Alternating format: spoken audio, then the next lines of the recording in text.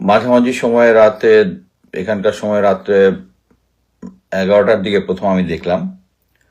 পরবর্তীতে আমি জুলকারনাইনের স্যারের যে একটা স্ট্যাটাস, ওখানে একটা কমেন্ট করেছিলাম পরবর্তীতে, সরি আরো আগেই সম্ভবত।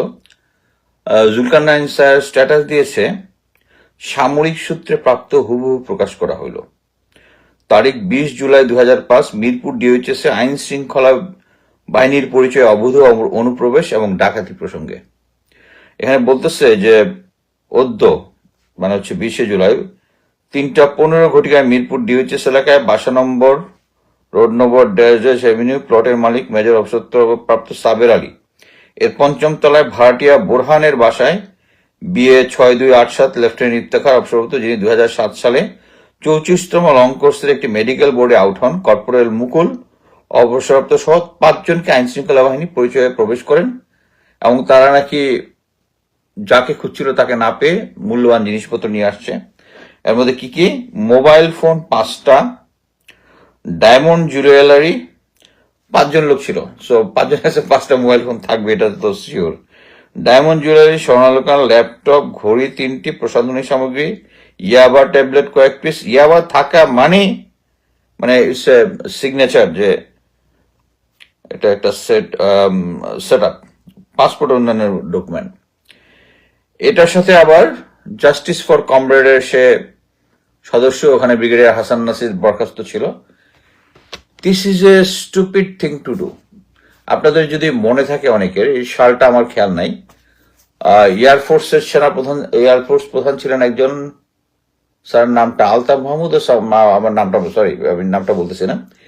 তাকে যেখানে আমাদের যে ক্যাপ্টেন্স যেটা আছে এর আশেপাশে, তাকে ঘড়ি ছিনতাইয়ের অভিযোগে মানে ডিজিএফআই তাকে একটা সেট আপ করছিল, ঘড়ি ছিনতাই। বিমান বাহিনীর প্রধান, উনি একজনকে ঘড়ি ছিনতাই করেছিল।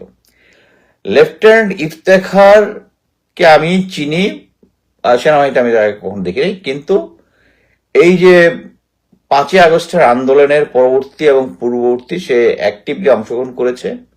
তার সাথে আবার নাম্বার অফ টাইমস কথা হয়েছে। তার একটা স্ট্যাটাসের পরে তাকে ডিজিএফআই থ্রেট দিয়েছিল, ওইটা আবার রেকর্ড করেছে, ওইটা আবার কনক সারোয়ার ভাই ওটা শেয়ার করেছে। এর সাথে বিভিন্ন সময় আমি যেটা জেনেছি সেটা হচ্ছে ডিজিএফআই তাকে বিভিন্ন সময় বিভিন্ন প্রলোভন দেখিয়েছে। আমি তাকে কয়েকবার এরকম ধরেছি, তুমি তো ডিজিএফআই এর কাছে যাচ্ছ, ডিজিএফআই এর কাছে যাচ্ছ। স্যার উনি আমার প্লাটুন কমান্ডার বা এরকম একটা কিছু সম্ভবত তার প্রশিক্ষক ছিল, সেখানে আমরা ওখানে গিয়েছি, আমার বিভিন্ন জিনিস বলেছে। বাট সে সম্ভবত ডিজিএফআই যে কাজটা তাকে দিয়ে করাইতে চাইছিল সেটা করেনি। এখানে আবার নিয়ে আসছে হচ্ছে ব্রিগেডিয়ার জেনারেল হাসান নাসিরের কথা। একটা জিনিস মনে রাখবেন, হাসান নাসির স্যার যখন 5ই আগস্ট হাসিনা সরকারের পতন হয়, সাথে সাথেই উনি আর হাসিন স্যার কিন্তু যত গুম খুনের ফ্যামিলি আছে সবাইকে একখানে করে ডিজিএফ এর সামনে মানে কচুক্ষেত অফিস যেটা, ওটার সামনে গিয়েছিল। গিয়ে উনার প্রেসারেই কিন্তু এই আয়নাঘর এক্সপোর্ট করতে তারা বাধ্য হয়, আর আয়নাঘরে যারা ছিল তাদেরকে ছেড়ে দিতে বাধ্য হয়। না হলে হয়তো বা তারা নর্মালি যেটা করে, লাশ গুম মেরে মাছ গুম করে দিয়ে বলবে যে আমরা আয়নাঘর কিছু ছিল না। He is the man. ওখান থেকে হচ্ছে ডিজিএফআই এবং জেনারেল ওয়াকারের রাগ হচ্ছে হাসান নাসির স্যারের প্রতি। স্যারকে পিএনজি করছে। তারা যে বড় সেট আপটা আগে করেছে, একটু ঠান্ডা মাথায় বোঝার চেষ্টা করেন যেটা করেছে, সেটা হচ্ছে সবাই এখন বর্তমানে যে সমস্ত অফিসাররা মানে হাসিনার আমলের, মানে হাসিনা পন্থী অফিসার যারা ডিজিএফআই পন্থী কচুখাতি পন্থী, তারা একটা করার চেষ্টা করছে। আপনার মনে নাই কর্নেল তাহের সৈনিক অফিসার ভাই ভাই করে একটা আন্দোলন করার চেষ্টা করতেছে, ব্রিগেডিয়ার হাসান নাসির এরকম একটা কাজ করতেছে। হোয়ারেজ এই জিনিসটা করেছিল হচ্ছে তাদেরই লোকজন দিয়ে। আপনারা যদি মনে করে থাকেন কিছুদিন আগে সৈনিকদের, যে আমাদের অফিসারদের মধ্যে যেরকম ডেপ্রাইভ ছিলাম এই হাসিনার আমলে যাদের চাকরিচ্যুত হয়েছে, তাদের সৈনিকদের একটা বড় অংশ আছে, তাদের হয়তো আমি এই ব্যাপারে ডিটেলস জানি না, কিন্তু এরাও এটা নিয়ে আন্দোলন বা এটা নিয়ে অ্যাক্টিভিজম করা শুরু করেছিল। এর সাথে অ্যাকচুয়ালি হাসান নাসির স্যার, বা আমি এটা ডিটেলস জানি কি জন্য, কারণ জাস্টিস ফর কমরেড গ্রুপটার ভিতরে আমিও ছিলাম, ওই গ্রুপটার মধ্যে। ওই গ্রুপটা থেকে আমি বের হয়ে আসছি হচ্ছে প্রতিবাদ করে। কারণ এই যে অফিসাররা ছিল, এই অফিসারদের একটা গ্রুপ ছিল যারা অ্যাকচুয়ালি নেতৃত্বে ছিল না, তারা ভলেন্টিয়ার নেতৃত্বে আসছে, এবং অ্যাকচুয়ালি যাদের অ্যাকচুয়ালি ভ্যালিড গ্রাউন্ডে না, যাদেরকে তাদের ব্যক্তিগত পার্সোনাল ডিসিপ্লিন গ্রাউন্ডে যাদের চাকরি গেছে, এদেরকে ডিজিএফআই কনভিন্স করে এদেরকে হাসান নাসির সাথে ফার্স্ট ইন করছে। তারপরে হাসান নাসির স্যার যেহেতু একটু কড়া মানুষ, যেহেতু ডিসিপ্লিনের ব্যাপারে খুব কড়া, উনি খুব স্ট্রেট ডিসিশন নিয়ে ফেলেন। তখন এটার মধ্যে অফিসারদের মধ্যে একটা গন্ডগোল পাকাইছে। তখন আমি ওখানে বলছি যে তোমরা যে হাসান নাসির স্যার হাসিনার আমলে বিডিআর পিলখানা যখন ইনভেস্টিগেশন হচ্ছে, ওখানে দাঁড়ায় থেকে স্বরাষ্ট্রমন্ত্রী থেকে শুরু করে কামরুল হাসান আইন, এদের সবার সামনে দাঁড়ায় করতে বলছে যে আপনাদেরকে এখানে স্টেটমেন্ট দিতে হবে, আদারওয়াইজ আপনারা তো এটার পার্ট হতে পারেন না। নোট অফ ডিসেন্ট দিয়ে চলে আসছে, পরবর্তীতে তাকে জোর করে চাকরি। ওই সময় চোখে চোখ রেখে কথা বলছে। আর এখন আপনি আশা করতেছেন, এবং এত এই আন্দোলনের মধ্যে সবচেয়ে সক্রিয় ছিল, তাকে বলতেছেন সে ব্রিগেডিয়ার যে কর্নেল তাহেরের মতো একটা করতেছে। তাদের মেইন প্ল্যান যেটা ছিল সৈনিকদের দিয়ে এবং কিছু অফিসার হচ্ছে যাদের ডিসিপ্লিন, মানে ডিসিপ্লিন গ্রাউন্ডে চাকরি গেছে, এদেরকে লোভ লালসা দেখাইছে যে তোমাদেরকে চাকরি রিস্টেন্ড করবো, কোনো কিছু করবো করে এদেরকে দিয়ে জাহাঙ্গীর গেটের সামনে একটা শোডাউন করছে, বুঝানোর জন্য যে এটা হচ্ছে জাস্টিস ফর কমরেড, এটাই নেতৃত্ব দিচ্ছে ব্রিগেডিয়ার হাসান নাসির, এবং তারা ক্যান্টনমেন্টের ভিতরে একটা সৈনিক অফিসার একসাথে, যেটা কর্নেল তাহের করছে, তাদের একটা গন্ডগোল পাকানোর চেষ্টা করতেছে। এটার সাথে হাসান নাসিরের কোনো সম্পর্কই ছিল না। এই জিনিসটা নিয়ে অনেকদিন ধরে, যখন এর মধ্যে আবার Hasin sir, lieutenant colonel Hasin, আমরা সবাই জানি ডাবল বি প্রতীক পাওয়া, তার উনি তো বরখাস্ত আছেন এখনই, ওই বরখাস্ত কিন্তু এখনো হয় নাই। কি জন্য? কারণ তাকে দেখাচ্ছে যে হাসান নাসিরের সঙ্গ ত্যাগ করো, উনি তো করতেছেন না, উনি তো সলিড লোক। সো এই কারণে এখন জাস্ট যে কোনো ভাবে প্রচার করার চেষ্টা করছে, উনাকে পিএনজি করছে। পিএনজি করার পরে এখন এই ফিরোজ ইফতেখারের দোষ। ফিরোজ ইফতেখারকে কেন দোষ আমি বলবো তারা সবসময় এক্সপ্লোর করে হচ্ছে যে হচ্ছে মেন্টালি একটু দুর্বল ক্যারেক্টার। আমি বলবো ফিরোজ ইফতেখার মেন্টালি একটু উইক, যেহেতু তার প্লাটুন কমান্ডার ছিল এবং তাকে দিয়ে অনেক সময় অনেক কিছু রাজি করাই ফেলছে, কিন্তু ছেলেটার মানে শেষ পর্যন্ত মাথা কাজ করে যে হ্যাঁ তাকে দিয়ে বোধহয় একটা খারাপ কাজ করেছে, সে ব্যাকআপ করে।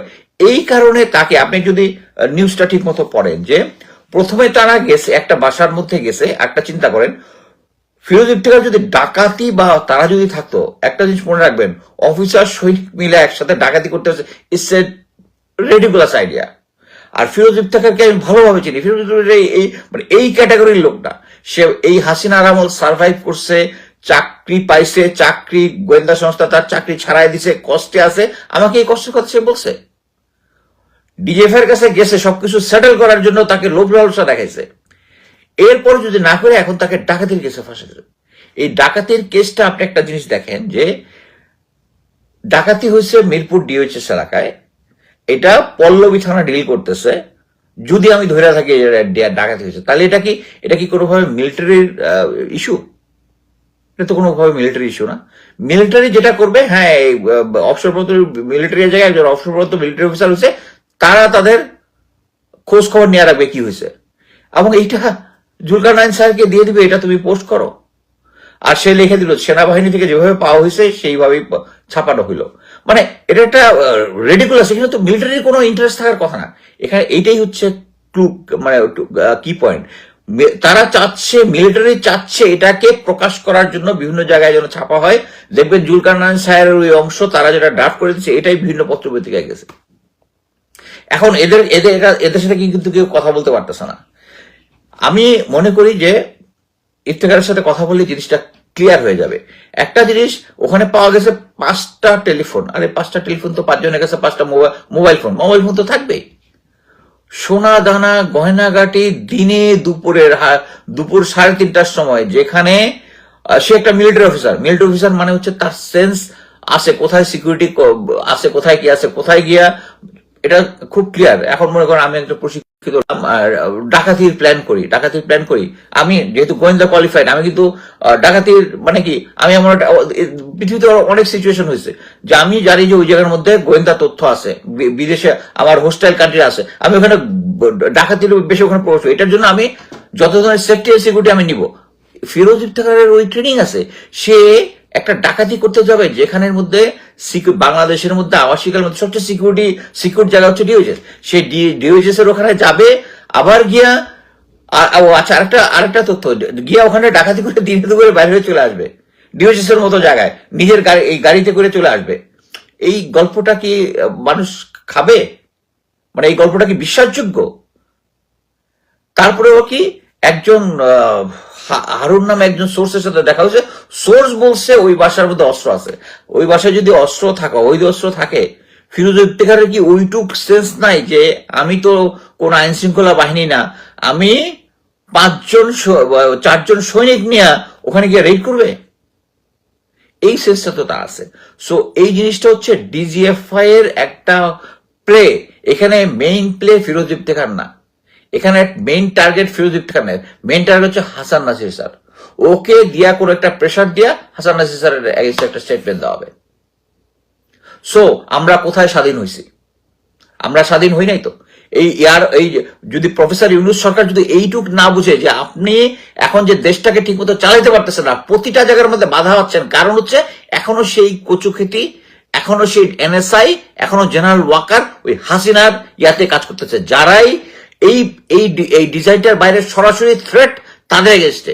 আমি আরেকটা যে বলিনি, এখন দেখবেন এরা প্রতিটা জায়গার মধ্যে এগুলো করতেছে, আর যত কিছু আছে ইভেন সাম সার্ভিং অফিসার ওখানে কমেন্ট করতেছে। আমি যখন ওটার উত্তর দেই তখন বলে, স্যার জানেন তো আমি তো সার্ভিং অফিসার, আমি লিখতে পারবো না। আরে বেটা, তুই সার্ভিং অফিসার তুই ওই পর্যন্ত লিখছিস কি জন্য? যে জিনিসটা ইউ ক্যানট ডিফেন্ড। এটা হচ্ছে সমস্ত কিছু সার্ভিং। এর আগে আপনারা দেখছেন মেজর নূরের কেস দেখছেন, তাকে ডিজিএফআই আইনায় গিয়ে ফান্দের মধ্যে ফেলাইছে। সো এখন সার্ভিং মিলিটারি অফিসার যারা আছে, তাদের সার্ভিং অফিসার তো এখানে কোনো ইন্টারেস্ট নেওয়ার কথা না। ইফতেখার যদি ডাকাতি কইরা ধরা পড়ে, তার কোনো ইয়া না। ওখানে দেখি আমার কমেন্টের নিচে এক অফিসার, সার্ভিং অফিসার ওখানে কমেন্ট লিখছে, তার তো ওখানে করার কথা না। সো এই সরকার যেটা করতেছে, জেনারেল ওয়াকার যেটা করতেছে, জাস্ট রিডিকুলাস। এখনো সেই আওয়ামী হাসিনা এবং তাদের ইচ্ছা মতো সবকিছু কন্ট্রোল করার জন্য ওই যেরকম বিমান বাহিনী প্রধানকে ঘড়ি ছিনতাইয়ের মামলায় ফাঁসিয়েছিল, সেম একই টাইপ তার গল্প। এবং এরা একটা গল্প বানানোর জন্য যে একটা নতুন ইনগ্রেডিয়েন্ট তৈরি, ওইটাও তাদের মাথার মধ্যে নাই। সেই আগের পুরানো গল্প নিয়ে যে এরা ডাকাতি করতে গেছে, ডাকাতি করার সময় জনগণ তাকে ধরছে এবং মিলিটারি এটার রিপোর্ট বানায় সাথে জুলকারনাইন স্যারকে পাঠিয়ে দিছে। Be clear, Zulkarnain sir is a paid agent of DGFI. সে সেনাপ্রধানের নামে একটা কথা বলে, বইলা কিছুক্ষণ পরে আবার ডিলিট করে দেয়। আবার একটা ছোট্ট জিনিস বলি, জুলকারনাইন স্যার তো যে ইয়ানিয়া কি বলে, শেখ হাসিনার আমলে যে ভূমিমন্ত্রী ছিল, তার 350 বাড়ি আছে, এই আছে, হ্যাঁ বাড়ি আছে, এটা নিয়ে একটা বিশাল রিপোর্ট করলো, ভেরি গুড। আমি আগে মেসেজ দিলে উত্তর দিত, আমি তো তাকে আনফ্রেন্ড করেছিলাম। আমি তাকে মেসেজ দিছি যে গুড মর্নিং ব্রাদার, তো এখানে যে ওই ইয়াটা আছে, তাকে এখন ফ্লোরিডায় দেখা গেছে, কোন উত্তর নাই ওর। সো ফ্লোরিডার পালায় আসছে লোকজনকে ম্যানেজ করে, ওকেও ম্যানেজ করছে। সো এই সমস্ত কচিক্ষিতির লোকজনের কথা আর বিশ্বাস যায় না। This is the high time. এবং প্রফেসর ইউনূস কখন বুঝবে যে জেনারেল ওয়াকার যতদিন থাকবে এই সমস্ত এনার্কি চলতেই থাকবে। ব্রিগেডিয়ার হাসান নাসিরের মতো একজন দেশপ্রেমিক লোকের পিছনে এদেরকে লাগায় রাখবে। সে এখন Firoz Iftekhar is not the target হচ্ছে হাসান নাসির স্যার। তাদেরকে ঘুটা দিয়ে এদের দিয়ে একটা এমন একটা কেস বলাবে, বলা হাসান নাসির স্যারকে দেখবেন যে অ্যারেস্ট করানোর একটা চেষ্টা করবে, আমি যেটা অ্যাজিউম করি। কারণ তাদের সাহস দিন দিন বেড়ে যাচ্ছে। প্রফেসর ইউনূস যদি জেনারেল ওয়াকারকে না সরায়, এই যারাই গুম খুনের সাথে জড়িত এগুলা না সরায়, যারা পিনাকিদার তো একটা দেখেছেন যে ডিজিএফআই বিজিবি কয়েকদিন আগেও বলছে যে সন্ত্রাসীদেরকে গুলি করতেছে, তার আন্ডারে রেদওয়ান গুলি করছে, আর এখন একদম ভালো মানুষ হয়ে গেছে, এখনো রয়ে গেছে। সবাই চেঞ্জ হয়েছে, বিজিবি চেঞ্জ হয়, 9 ডিবিজিওসি চেঞ্জ হয় নাই, জেনারেল ওয়াকারের কন্ট্রোলের মধ্যে আছে। আমার কথা হচ্ছে মানে এখন আমি একটা সময় চাইতাম যে প্রফেসর ইউনূস থাকেন 4-5 বছর থাকেন, আমার কোনো সমস্যা নেই, বাট আপনি এখন দেশের কিছুই কন্ট্রোল করতে পারতেছেন না, জেনারেল ওয়াকারকে কন্ট্রোল করতে পারতেছেন না, আপনার আন্ডার গোয়েন্দা সংস্থাগুলো কন্ট্রোল করতেছে না, আল্লাহ দিয়ে এখন জাস্ট ভোট দিয়া একটা নির্বাচন দিয়া বিদায় হন। আরেকটা জিনিস বলে রাখি, এই জেনারেল ওয়াকারের আন্ডারে যখন এই নির্বাচনও যখন হবে, এই নির্বাচন সুষ্ঠু হবে না, এই নির্বাচনের মধ্যে এনার্কি হবে, মারামারি হবে, কাটাকাটি হবে, এবং ওইটাই হচ্ছে ভারতের প্ল্যান। দুর্বল বাংলাদেশে একটা দুর্বল সরকার তৈরি করবে এবং এমন একটা সেন্ড করবে আপাই ভালো ছিল। এখন আমি যেটা বুঝতেছি, প্রফেসর ইউনূস যদি জেনারেল ওয়াকার, ছুপ্পু এই গুমকারীগুলোকে না সরে, তাহলে আপনাদেরকে ওই আপার দিনে চলে আসতে হবে। আলহামদুলিল্লাহ দেশ থেকে চলে আসছি, কিন্তু তারপরেও মানে মনের ভিতরে দেশের জন্য কাজে দেখেই এই কথাগুলো বলতেছি যে দেশকে আগের মতো যদি আসতে চান, জেনারেল ওয়াকারকে সরাইতে হবে, না হলে ভালো ভালো লোকদেরকে এরকম টিএনজি করবে। উনি না হয়, ওনাকে না হয় পিএনজি করছে, আমি তো 2019 সাল থেকে পিএনজি আছি, আমি তো কোনো ক্যান্টনমেন্টে গন্ডগোল পাকানোর চেষ্টা করতেছি না। হ্যাঁ, আপনার নামে বলতেছি, এটা হচ্ছে পার্সোনাল জিনিস, আপনার নামে আমি বলতেছি, এটা আমার কি বলে ফ্রিডম অফ স্পিচ। ব্যক্তিগত জিনিসের জন্য আপনি আমার যে পিএনজি, অবশ্যই এটাতে কিছু আসে যাবে, পিএনজি তো আপনি সরান নেই, আরো অনেক অফিসার আছে পিএনজি, ওদেরটা আপনি সরাইছেন, কিন্তু আবার নতুন করে হাসান নাসির স্যারকে পিএনজি করছেন, এটা অনৈতিক। আপনি রেডি থাকেন, এই পিএনজি নিয়ে আমরা আদালতে যাব ইনশাল্লাহ। সবাইকে বলে রাখতেছি, ফিরোজ ইফতেখার, আমরা তোমার সাথে আছি।